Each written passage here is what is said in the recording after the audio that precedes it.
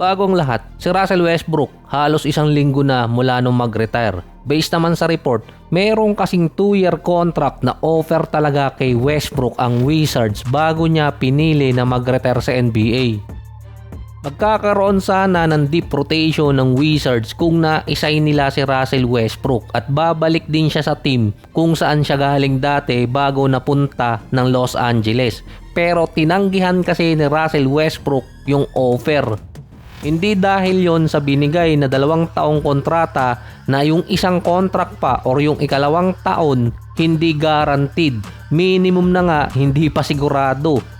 Kaya madali ding mabibitawan si Westbrook kung sakaling hindi maging maganda ang kakalabasan niya sa Wizards. Yung isa pa doon, hindi rin kasi ma-appeal kay Westbrook ang offer dahil sa role. Minimum or situational minutes lang ang ibibigay dito kay Westbrook at gagawin pa siyang mentor sa locker room. In short, balak pa siyang gawing scapegoat kapag nagkaroon ng problema sa team. Dati nga binabansagan si Westbrook na cancer ng locker room tapos gagawin pa siyang mentor. Kaagaling pa lang din ni Westbrook sa isa sa best season niya so far. Parang ayaw din sa kanya ng team dahil sa offer. Mas preferred pa rin kasi ni Westbrook ang makakuha ng magandang role sa team. Isa pa doon, halos parehas lang din kasi yung offer ng Sacramento dito kay Russell Westbrook. Non-fully guaranteed yung ikalawang taon tapos situational minutes lang din. Kaya mas pinili na lang ni Russell Westbrook na mag-call na tapusin na lang yung kanyang career or mas pinili niyang mag-retire kesa maglaro siya sa isang team na parang naawa lang sa kanya. Mas okay pa nga yung report sa Miami Heat na balak siyang gawing backup point guard kasi kailangan talaga nila. Pero marami kasing mga coaches ang ayaw kay Westbrook. Binalandar siya ng mga head coaches kaya hindi tinuloy ng Miami.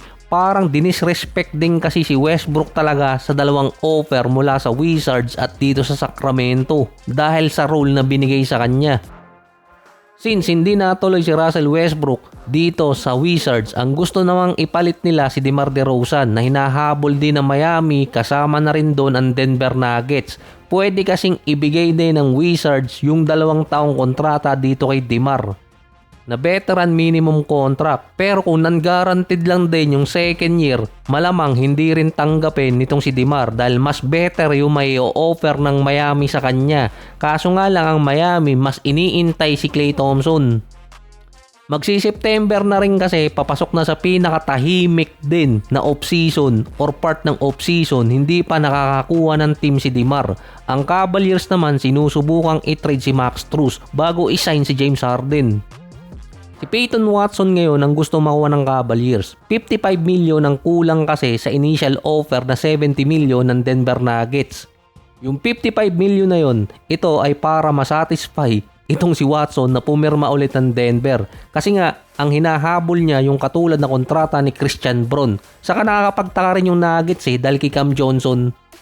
Expiring contract si Cam Johnson, tapos promising naman si Watson. Hindi naman nilagyan ng report kung magsasay ng extension si Cam Johnson, pero yung position kasi ni Cam Johnson, pwedeng ilagay doon si Peyton Watson.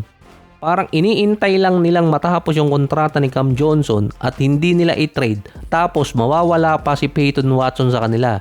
Pero ang isa pa doon, kung kukunin kasi ni Peyton Watson ang qualifying offer sa Nuggets, next year kasi mawawala yung kontrata ni Cam Johnson. Ang Nuggets din naman ang unang team na makakapag-offer sa kanya kahit unrestricted siya.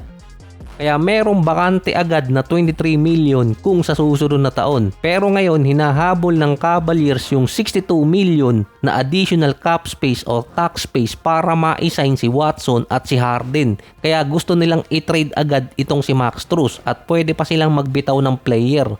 Mas priority ngayon ng Cavaliers si Watson kaysa kay Kuminga na based naman sa mga insider, ang Cavaliers na lang ang huling pagkakataon or chances nitong si Kuminga na makakuha ng contract na pwede ulit mag-build ang kanyang reputasyong nasira. Mas shorter contract ang maibibigay kay Kuminga or mas mababa pa kaysa kay Watson. Ang Cavaliers din ang team na pwedeng bumuhay ulit sa karir nitong si Kuminga. Parang walang kadala-dala 2 sunod ng taon na hirap siyang makakuha ng kontrata, nagpupumilit pang maging superstar.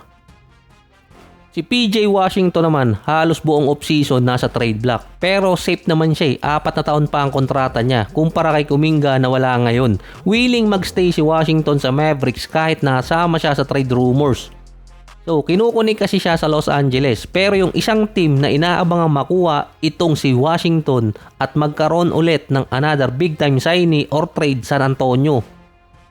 Parang tahimik lang din yung off-season ng San Antonio. Wala ulit silang big time player na nakuha since Tobias Harris.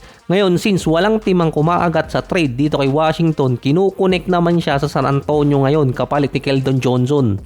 Hindi willing na isign ulit ng kontrata ang huling katas ni Kawhi sa Spurs si Keldon Johnson dahil naibigay nila kay Champagnie yung cap space. So para din di umano maging effective ang second unit ng San Antonio dahil si Dylan Harper kasi yung magiging 6-man, kailangan hindi magkaroon ng redundant position. Kaparehas kasi nitong si Dylan Harper si Keldon Johnson.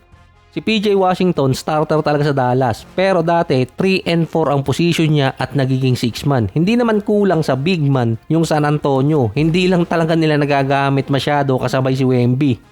Dahil yung San Antonio, halos mga guards yung kasama ni Wemby kapag nasa loob ng court. Low-key na small ball offense or lineup yung ginagamit ng Spurs. Hindi lang makita kasi ang haba talaga ni Wemby.